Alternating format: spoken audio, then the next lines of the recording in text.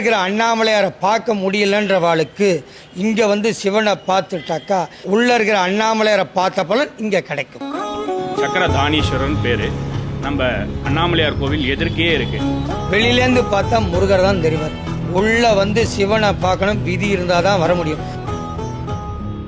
இந்த குளத்தை சுற்றிட்டு உள்ளே வந்து சுவாமி தரிசனம் பண்ணால் விசேஷ பலன் கிடைக்கும். அண்ணாமலையார் கோயிலுக்கு போய் பார்க்க முடியாதவா இந்த குளத்துல உக்காந்துட்டு தியானம் பண்ணும் பொழுது அண்ணாமலையாரே மலை ரூபத்தில் காட்சி தர சுரூபமாக இருக்குது. இந்த குளத்துல தான் இந்த பலனே உண்டே தவிர மற்ற திருவண்ணாமலை எந்த இடத்துல போனாலும் அந்த பலன் கிடைக்காது. ஏன்னா இந்த குளத்துக்குள்ள சுதர்சன சக்கரம் இருக்கிறதா ஐதீகம். இல்லை சிவன் தான் இருக்காரா, எங்களுக்கு இது நாள் வரைக்கும் தெரியாது.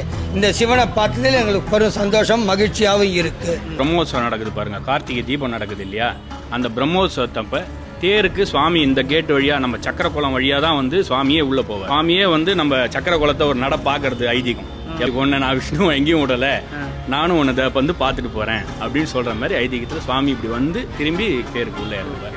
அந்த டைம்ல அங்கேயும் இதே சமயம் இந்த ஊர் மக்களே போக முடியாத இருக்காங்க இல்லையா, அவங்களும் வந்து நம்ம நந்திகேஸ்வரர் உள்ள அபிஷேகம் பார்த்துட்டு சுவாமி அபிஷேகம் பார்த்துட்டு 6 மணிக்கு நம்ம எல்லா நிவேத்தியெல்லாம் பண்ணி பிரசாதத்தை வாங்கிட்டு ரொம்ப சந்தோஷமா இருக்கும். சுவாமி நாங்க இது வரைக்கும் நம்ம ஊர்ல இருக்கிறவங்களுக்கே இந்த கோயில் அவ்வளோ தெரியாது.